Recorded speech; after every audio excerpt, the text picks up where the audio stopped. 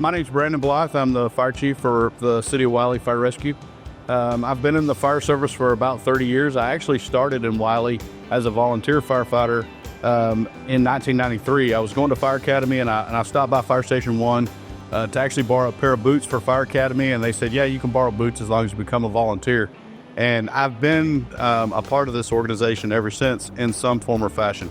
We're like a lot of fire departments across the United States. We're all hazard, fully career fire department now. And the majority of our a big percentage of our calls are EMS, which we're actually bringing in-house this year. We've had it through a third party. We're bringing that emergency medical transport service into our department beginning in October. We're fully staffed for that, and we're ready to get going on that. But the really cool thing about Wylie is the calls that we respond to are pretty diverse. We've still got some rural area, so we still have some grass fires and some county calls that we assist through a contract with Collin County, Rockwall County. We're actually, the city's actually in 3 different counties: Collin, Rockwall, and Dallas. We've grown a lot, and we've got some commercial and some mid-rise buildings now. So everything that goes along with that. We've got a large water treatment facility in our response area. So we have some hazmat responsibilities as well. We sit between 2 lakes, so we have full lake response. We have a swiftwater team. We have a fireboat that we respond to Lake Lavon in.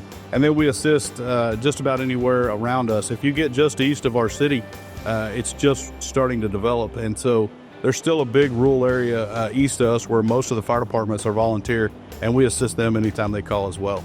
Primarily, our responses have always been residential. Wylie was kind of a bedroom community. Day to day, our guys get a variety of responses, and that's one really cool thing about working here is you come out and may start on a fire apparatus. We run all quints in our city, and we may start out on that, but you may end up on a brush truck, on a boat, on an ambulance, helping a nearby community.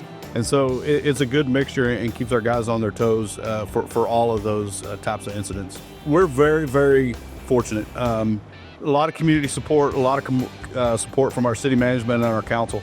We have a very healthy training budget, which allows us to provide top-notch training to all of our personnel. As we've grown, we've just built a new station, so we've got a lot of new people. So we're trying to get them through a lot of different training classes and certification classes. But we've got some people here that are passionate about all phases of our specialty rescue stuff, and those personnel really do a good job of picking the next generation and the next people that will train, keep them motivated. But it's a lot, especially at the station we're at now, because just about all of our special rescue operations run out of this fire station. So a lot of equipment, a lot of training, a lot of continuing education that these folks are responsible for.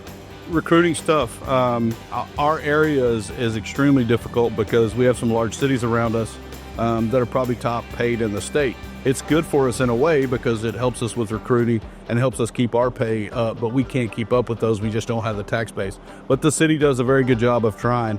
And so it gives us, we have had, just like everybody, some problems recruiting. Not as many people taking the test. We've done a lot of unique things to try to help get folks through the door and get them trained and get them retained and stay here with our department. And I think all the things that I've talked about today, the variety of rescue, the variety of EMS, the variety of kind of calls they go on, all helps to retain those people once we get them in the door. We're very fortunate with support we get from our city management and city council and our community. As far as mental health and well-being, I try to tell our folks we can't control what they see and what they're exposed to, but we can control what happens to them and the resources they have when they get back. So we've had that in place for some years and have a lot of success stories that we've utilized the mental health program. And then beyond that, obviously training. We have a big training budget and allows our people to stay trained with the latest equipment and technology. We try to keep all of that equipment on a annual replacement plan where we replace a little bit at a time, and that allows us to keep top-notch equipment without putting a burden on our budget every year where we're having to make large purchases to replace this equipment. We try to do it incrementally over years and keep new stuff in the door and new technology. And And that's helped us a lot to stay up with the latest and the greatest equipment and keep our guys equipped with what they need to be able to do their jobs. If there's an event going on in Wylie, our personnel are there. We try to be front and center at those. We're 25% of the city's overall budget. And so we want to make sure that our citizens know, number one, that we are here. Number two, we're willing to be out with them and show their children the fire truck. Answer the adults' questions, because oftentimes the adults have as many questions as the children. And just be out there and be in the public and know, hopefully they don't need us, but if they do, that we're here and we have the best equipment and we're ready to serve them if they need us. I love doing what I do, even after 30 years. I love being a firefighter. I love serving this community.